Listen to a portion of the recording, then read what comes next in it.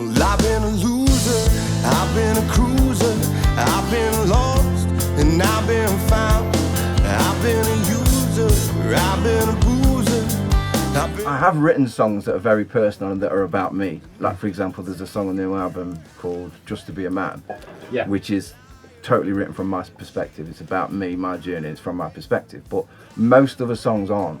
Like, for example, I think Don't Pray For Me, I think the idea was initially that it was a man on death row. And I've written a couple of songs from the perspective of a man sitting on death row, speaking, last confession kind of thing. And it's like, you know, I've been this, I've been a sinner, I've been a saint, I've been a maker, a breaker, I've done all these kind of things, the duality of human existence and the spirit. I've done all these kind of things, but I'm happy with where I am. If I had to do it all over again, I wouldn't change anything. So it's not from my perspective, it's not from anyone's. It was meant to be initially. I think the idea was a man on death row and just talking about how you can do good in your life and you can do bad.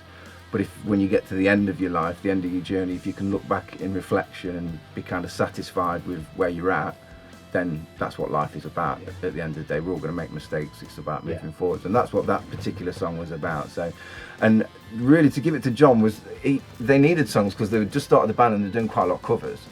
And I had a few songs lying around, and that one was just one that, for whatever reason, my band wasn't particularly using. So I gave it to John. There was no in-depth thought to it of like, I think John's situation could really be applicable to this song.